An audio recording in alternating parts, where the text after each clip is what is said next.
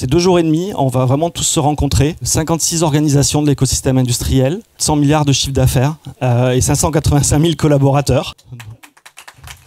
Ce que j'attends du parcours, c'est de me faire aller plus vite, trouver les bonnes solutions, mobiliser les bonnes énergies. D'obtenir de la data, de l'information. De mieux comprendre la situation, on voit à quel point c'est complexe.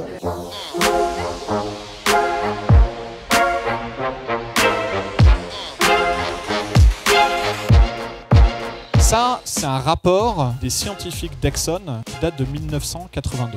Globalement, ça fait un bout de temps que la science est correcte. Si vous regardez l'Europe, on est plus de 2 fois plus rapide que le réchauffement au niveau global. On est sur cette toute petite boule que vous voyez sur le schéma, l'eau douce accessible. Eh bien, c'est moins de 1% de toute l'eau douce disponible sur Terre. Je suis passé par différents états. Au milieu, j'étais un peu submergé, je me suis senti un peu démuni. Il faut accepter de faire le deuil que les choses vont être différentes. Le fait qu'on ait dépassé les 6 limites planétaires, voilà, je trouve que c'est très fort. Mais on a aussi dans notre cerveau un organe beaucoup plus primitif qui s'appelle le striatum et qui lui va servir des objectifs qui sont liés à la survie de l'espèce. Trouver de la nourriture, des partenaires sexuels, d'acquérir du pouvoir, du statut social, trouver des informations sur notre environnement et faire tout ça en dépensant le moins d'énergie possible. Ça a été l'ascenseur émotionnel aujourd'hui. Je suis arrivé hyper énergisé, hyper motivé. Après, j'ai eu un sentiment de tristesse, de colère. Et en fait, la dernière conférence, elle te donne des tips, elle te donne des éléments pour se mettre réellement dans l'action. Vous retournez en camp de base avec vos COFA et vous revenez dans la salle à 17 h pétante. Il n'y a pas d'autre information, vous pouvez y aller. À tout à l'heure.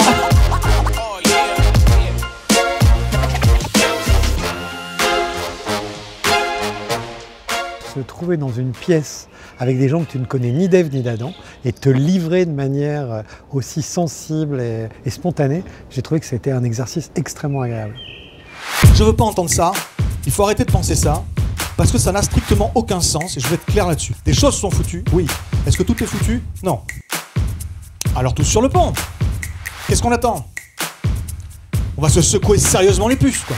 Voilà, j'ai fini. Nous sommes à une croisée des chemins, mesdames et messieurs, et c'est le déclic.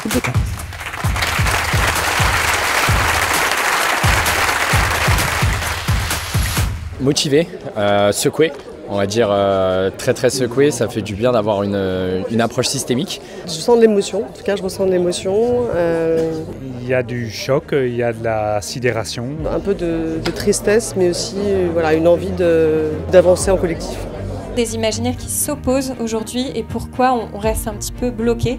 Les 30 Glorieuses, l'imaginaire du business as usual qui est un imaginaire de déni des frontières planétaires. Un deuxième imaginaire qui va être autour du technosolutionnisme, donc très important aussi parce que c'est aujourd'hui l'imaginaire dominant de nos dirigeants politiques. Et enfin un troisième imaginaire sur la sobriété, un imaginaire qui tient compte des limites planétaires, mais qui est un imaginaire qui ne fait pas toujours rêver aujourd'hui. Il y a quelque chose qui est en train de se jouer là, dans le devenir et les histoires qu'on raconte de demain. Ce qui est sûr, c'est qu'il y a beaucoup plus de potentiel encore dans le futur que dans le passé.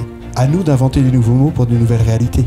Mon intention, en fait, c'est de trouver aussi des clés pour bien communiquer, embarquer les gens et changer les conversations. Il faut oser être le premier à faire le changement pour soi, pour combattre sa dissonance cognitive et aussi embarquer les autres. Il y a énormément de gens qui ont envie de s'engager et de faire en sorte que les choses changent vraiment. En tout cas, moi j'ai le sentiment aujourd'hui de mettre le bout de pied dans l'eau et puis dire oula, elle est froide. Ça n'a pas l'air très confortable cette affaire-là et à un moment il va falloir vraiment plonger dans la piscine si on veut que ça change.